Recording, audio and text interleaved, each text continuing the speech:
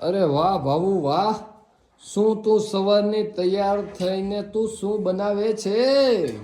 સવારની તૈયાર થઈને હું બનાવી રહી છું. શું હોય? રસોઈ એટલે રસોઈમાં જ કાંઈ મને નવું લાગે છે. જો નવું કુકર કે ચૂલે ચડાવી દીધું છે.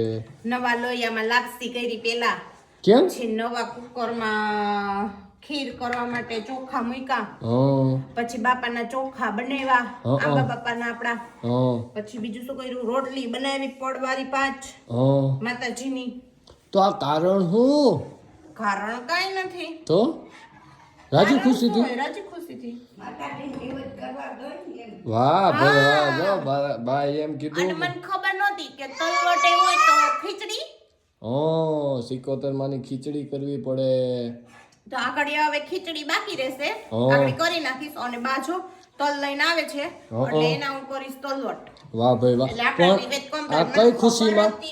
આ કઈ ખુશીમાં? ખુશીથી કઈ બહુ મોટી બધી છે પણ એ અત્યારે નહીં કહું. તો ઈ વડા લાવશો મારા ભેગા તમે, પછી આપણે આંબા બાપાના મંદિરે મને લઈ જશો, પછી ત્યાં કહીશું તમને ખુશી. ઠીક એવું છે.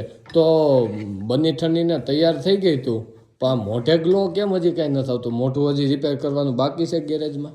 એ રિપેર જ થઈ ગયેલું જ ગણાય, કેમ કે આપણે નિવેદ બનાવતા હોય તો મોઢે આપોઆપ ગ્લો સ્માઈલ એ બધું આવી જ જાય. હું કવા શાંતિથી, હું કવા શાંતિથી કેમ જ હવાઈની વાત કરે, પણ હવાઈની મિત્રો એ નિવેદ બનાવી રહી છે એટલે હાલો થાળીમાં ઝટકે નાખજો તલ. પછી કેમ બનાવવાનો હોય? બા તલવટ તમારે શું કર્યું છે? શું ખાંડી? હા ગમે ખાંડી ખાંડીને બધું ભેળવી દેજો. બધું હું ગોળ નાખી અમે ઘરને જરાક ઘી.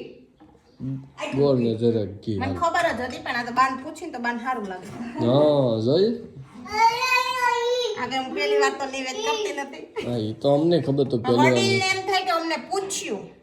વડીલને પૂછીને કામ કરો તો વડીલને રાજી રહે ને. ભૂલાઈ જાય. આ તો નાના મગજ રહ્યા, નાના મગજ નહીં એટલે નાના માણસ રાજી. નાની ઉંમર રહી ને એટલે મસ્તીખોર મગજ હોય એટલે ભૂલાઈ જાય. તો વળી ઘી નાખતા ભૂલાઈ ગયું હોય તો ભગવાન માફ કરે દેવ, પણ તોય આપણે દેવ પરફેક્ટ બને. પણ આ બધા નિવેદ ક્યાં ક્યાં માતાજીના છે એ તને ખબર છે?